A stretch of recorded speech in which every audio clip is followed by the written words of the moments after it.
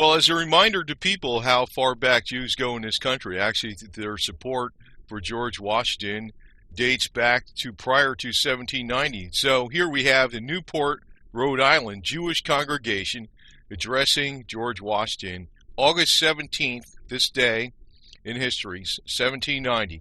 The Newport News, Rhode Island Jewish Court congregation addressed George Washington.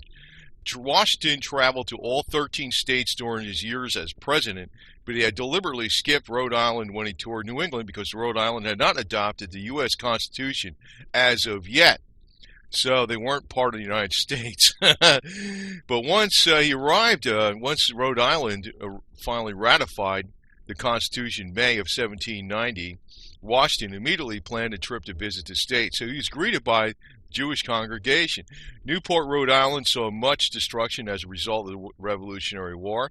When the town was occupied by the British, patriots were forced to flee their houses, which were then occupied and wrecked by British soldiers.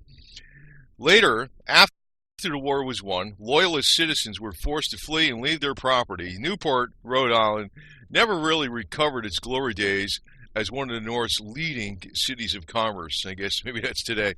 So, as soon as the Constitution was ratified by Rhode Island, the first Jewish congregation was founded in Newport, Rhode Island, in 1658, where 15 Spanish and Portuguese Jewish families arrived from West Indies. So these same descendants of these families went to congratulate and praise George Washington as president. So, Jewish support for the United States has been right from the founding of the United States. So Congregation Yeshua Israel met in the homes of its members for over a century before building a synagogue in 1763, which stands today, actually. When Washington arrived in Newport, Rhode Island on August 17th, 1790, he was received by a large throng of people and addressing him representing several groups which read in a public ceremony. So the leader of the Congregation Yeshua Israel, Moses Sextus, represented the Jewish congregation at the ceremony and read in an address that praised Washington and gave God thanks for protecting him during the war. The letter expressed the Jewish congregation's gratefulness for civil and religious liberties in the new United States, precious gifts that Jews and other nations did not enjoy.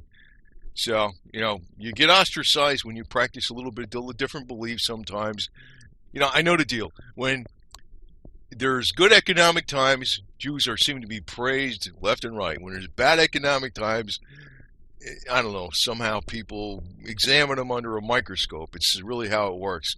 That's really what's been going on since day one. So when times are good, actually Jews are very smart people and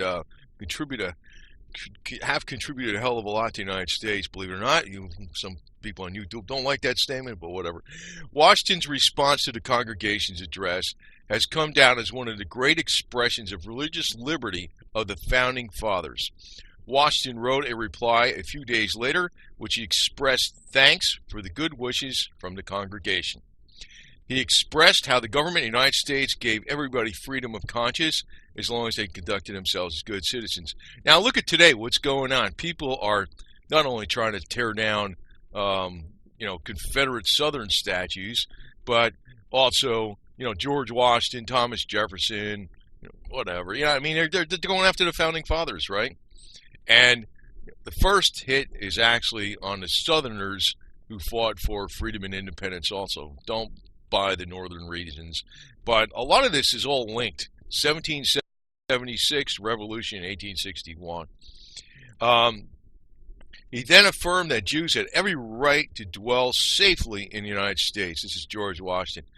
People today in certain universities are attacking George Washington left and right, which is ridiculous. The Hebrew congregation's original copy of the address was given to Washington and now resides in the Library of Congress. Washington's original reply, written in the hand of his secretary, Tobias Lear, resides in B'nai B'rith headquarters in Washington, D.C. So, Congregation Yeshua Israel still meets in the same synagogue that they built centuries ago, before the Revolutionary War in Newport, Rhode Island today. Newport, Rhode Island today. Toro Synagogue, as it is called, is the oldest still standing synagogue building in the United States. Every year, Sextius and Washington's letters are read in a ceremony celebrating religious toleration at the synagogue. So that's an important consideration when you look at what's going on today, when these cultural Marxists are tearing down these statues of not just Confederate leaders who were really fighting for freedom and independence and the ideals of 1776. Don't buy the Northern garbage. I mean, it really is garbage. But, you look at what the United States has been standing for since day one has been, freedom of expression, which sometimes we don't always have, even on these large internet platforms. Sometimes they don't let you say some things. I don't know what the heck the new platform is telling us, what to say and what not to say. But anyway, if you look all the way back, this has been the whole concept and embryo of why the United States was born in the first place. Freedom of expression, freedom of religion, and of course, number two, the right to protect yourself, the right to self-defense, which is also in Torah law too. Torah law, or as Christian calls it, the Old Testament. So, if you actually look at, I'll just throw this in here in the end. I know some people argue Second Amendment. If there was no Second Amendment, it's still in not just the law of nature, it's in the law of the Torah. It's also in the Old Testament. It's also basically a simple fundamental human right.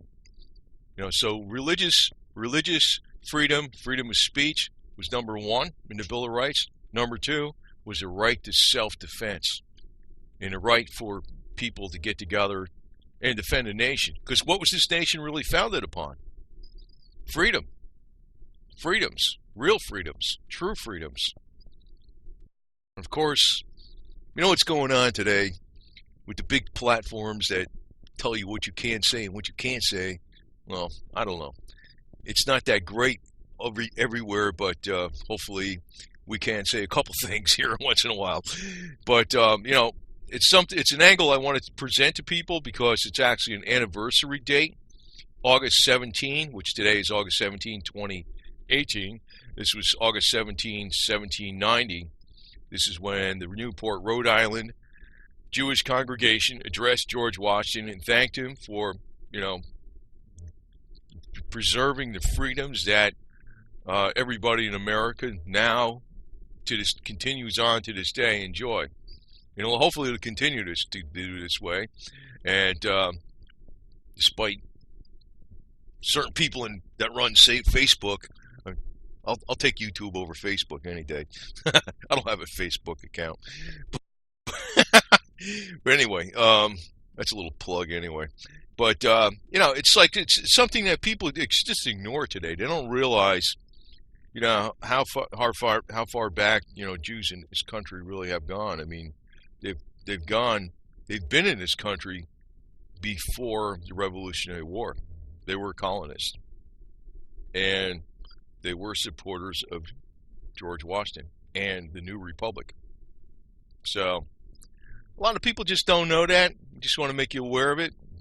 If you want to believe it or not believe it, you don't have to believe. You can believe whatever you want, but it is an absolute historical fact, whether you want to believe it or not. I know there's some people on YouTube that think the earth is flat, but you can believe whatever you want. It's fine by me. But the reality of the situation, the earth is round, and also Jews have been in this country since before this country was formed, and they were ardent supporters of George Washington and the newly founded Republic of the United States and the Bill of Rights and the freedoms that it protected of the individual citizens of the United States. This is what the Jewish nation in this nation have supported since day one. Over and out.